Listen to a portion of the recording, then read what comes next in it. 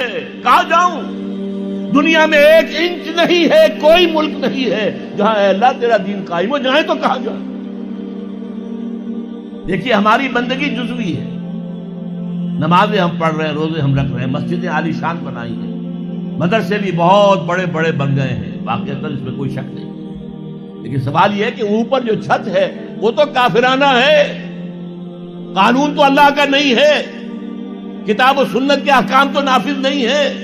ہاں نماز ہے، روزہ ہے، حج ہے، زکوٰۃ ہے، تو نماز اور روزہ تو ہندوستان میں بھی ہو رہا ہے۔ تو چند ایک مسجدیں ہیں جنہیں وہ تاریخی اعتبار سے کہتے ہیں کہ یہ ہمارے مندر ہوتے تھے جنہیں مسجد بنایا گیا، ورنہ وہاں پر ہزاروں لاکھوں مسجدیں ہیں، آباد ہیں، لوگ نمازیں پڑھتے ہیں، کوئی روکتا ہے انہیں؟ ہم نے یہ ملک بنایا تھا کہ یہاں اسلام کا نظام قائم کریں گے۔ نماز تو آپ امریکہ میں جا کر پڑھیے، امریکہ کو کوئی اعتراض ہی نہیں، لیکن تم کہو کہ اسلام کا نظام ہم قائم کریں گے، نہیں کرنے دیں گے تمہیں کبھی بھی۔ تم چاہو کہ تم اسلام کا معاشی نظام قائم کرو، کبھی اجازت نہیں دیں گے۔ تم چاہو کہ اسلام کی معاشرتی اقدار کو تم قائم کرو، کبھی نہیں کرنے دیں گے۔ یہ ہے اس وقت جو ہمارے ساتھ پیش آ رہا ہے معاملہ، پورا مغرب اس پر اڑا ہوا ہے، اسلامی نظام کہیں نہیں آنے دے۔ ہاں نمازیں پڑھو، ہمیں کوئی اعتراض نہیں، روزے رکھو، تم روزے 30 کی بجائے 100 رکھو، ہمارا کیا لیتے ہو؟ تو اب ہم جو کفر کے تحت زندگی گزار رہے ہیں اور اس اعتبار سے اللہ کی نگاہ میں ہم کافر ہیں، لیکن سوال یہ ہے کہ جائیں تو کہاں جائیں، کریں تو کیا کریں؟ نظام کفر کا ہے۔ قرآن کہتا ہے وَمَن لَّمْ يَحْكُم بِمَا أَنزَلَ اللَّهُ فَأُولَٰئِكَ هُمُ الْكَافِرُونَ۔ جو لوگ قرآن کی، اللہ کی اتاری ہوئی شریعت کے مطابق فیصلے نہیں کرتے، وہی تو کافر ہے۔ اور کافر کسے کہتے ہیں؟ اقبال نے کہا نا، بتوں سے تجھ کو امید ہے، خدا سے نو امیدی، مجھے بتا تو صحیح اور کافری کیا ہے؟ تمہاری ساری امیدیں امریکہ کے ساتھ وابستہ ہیں، وہ مسئلہ طے کرا دے، وہ یہ کرا دے، وہ کرا دے، وہ معاملہ ہمارا، وہی تو سب سے بڑا چور وہی ہے، سب سے بڑا ڈاکو وہی ہے، سب سے بڑا اسلام کا مخالف وہی ہے، اور اسی کے پاس ہم جاتے ہیں۔ قرآن کا فتویٰ تو یہ کہ تم کافر ہو۔ ہاں انفرادی طور پر تم مسلمان ہو، اجتماعی طور پر قومی سطح پر تم کافر ہو۔ وَمَن لَّمْ يَحْكُم بِمَا أَنزَلَ اللَّهُ فَأُولَٰئِكَ هُمُ الْكَافِرُونَ۔ یہ چھٹا، یہ 7واں رکوع ہے سورہ مائدہ کا، اور پھر فرمایا وَمَن لَّمْ يَحْكُم بِمَا أَنزَلَ اللَّهُ فَأُولَٰئِكَ هُمُ الظَّالِمُونَ۔ جو اللہ کے اتارے ہوئے قانون کے مطابق فیصلے نہیں کرتے وہی تو مشرک ہے۔ اللہ کے حکم کو چھوڑ کے کسی اور کے حکم پر فیصلہ کر رہے ہو، اس سے بڑا شرک کیا ہوگا؟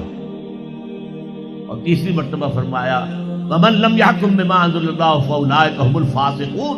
وہی تو فاسق ہیں، فاجر ہیں، وہی تو سرکش ہیں، وہی تو باغی ہیں، وہی تو غدار ہیں اللہ کے، جو اللہ کی شریعت کے مطابق فیصلے نہیں کرتے۔ اب ان 3 آیتوں کے روح سے سمجھ لیجئے ہم کہاں کھڑے ہیں، کیا کر رہے ہیں۔ دیکھیے میں آپ کو ایک مثال دیتا ہوں۔ ہماری آبادی کا میں سمجھتا ہوں اکثریت تو وہ ہے جو نماز روزے کے لیے پابند نہیں ہے۔ ان چیزوں کا چرچا شہروں میں زیادہ، دیہات میں بہت کم رہ گیا، بہت کم، بہت کم، اور ہماری 70% آبادی دیہات کے اندر۔ اچھا جو نمازیں پڑھتے روزے رکھتے ہیں، خاص طور پر شہروں کے کاروباری لوگ، وہ بلیک مارکیٹنگ بھی کرتے ہیں، وہ حسابات بھی غلط دیتے ہیں، جھوٹ بولتے ہیں، جھوٹ یا حلف اٹھاتے ہیں کہ یہ حساب ہم حلفیہ میں کہہ رہا ہوں یہ حساب صحیح ہے، جبکہ حساب غلط ہے۔ سودی کاروبار کرتے ہیں، اپنے کاروبار کو بڑھانے کے لیے سود کا قرضہ لیا ہے، سودی قرضہ لیا بینک سے، اپنی بلڈنگ بنانے کے لیے بہت بڑی قرضہ لیا ہے بینک سے، تو ان کی عبادت کیا ہوئی؟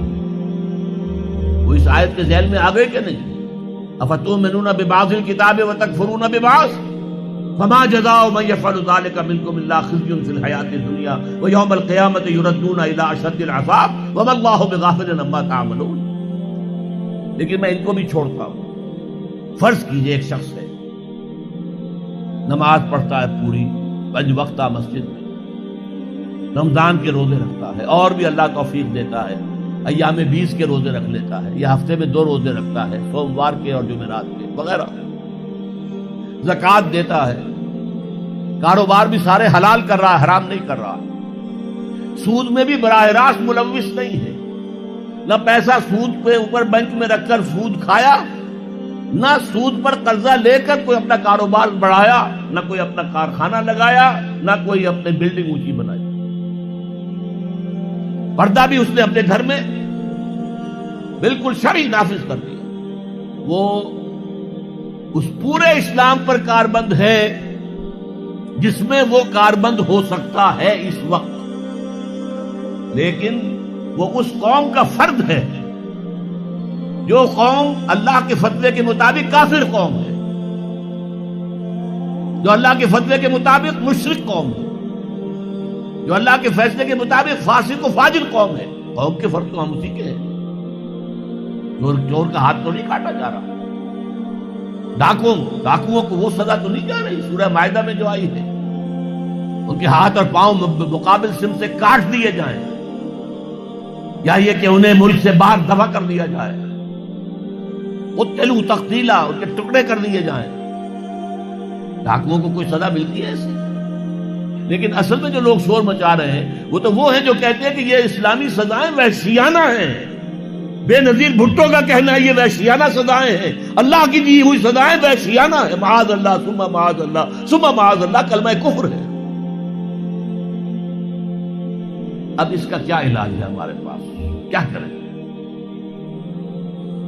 میری بات کو توجہ سے سنیے،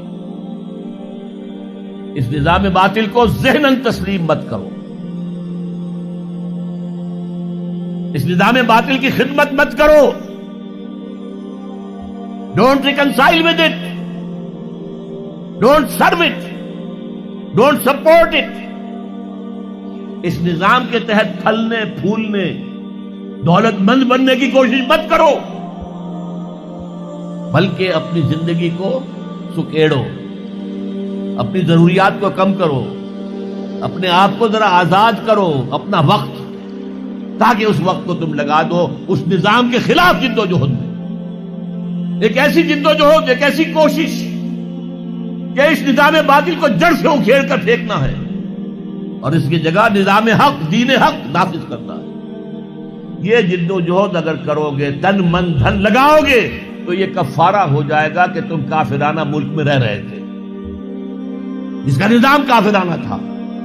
تم چاہے اپنے آپ کو مسلمان سمجھتے تھے، لیکن نظام کافرانہ تھا جس کے تحت تم زندگی گزار رہے تھے۔ ہاں، اگر یہ کرو، اے اللہ میں نے اس نظام کو ذہناً تسلیم نہیں کیا، اے اللہ میں نے اس کی خدمت نہیں کی، میں نے اسے سپورٹ نہیں کیا، اے اللہ میں نے اس کے درمیان اس کے نیچے رہتے ہوئے عیش کرنے کی کوشش نہیں کی، اے اللہ بلکہ میں نے کم سے کم اپنی ضروریات کر کے وقت نکالا اور اس کے خلاف جدوجہد کی، اس نظام کو اکھاڑ کر پھینکنے کے لیے کوشش کی، اور تیرا نظام لانے کی جدوجہد کی۔ لا نہیں سکے تو اے اللہ ہم کیا کریں؟ ہمارے اختیار میں تو نہیں ہے، وہ آئے گا تو اسی وقت جب تیری مرضی ہوگی، تیرا منشا ہوگا، لیکن ہم نے اپنی زندگی لگا دی۔ اگر تو یہ ہے تو کفارہ ہو گیا۔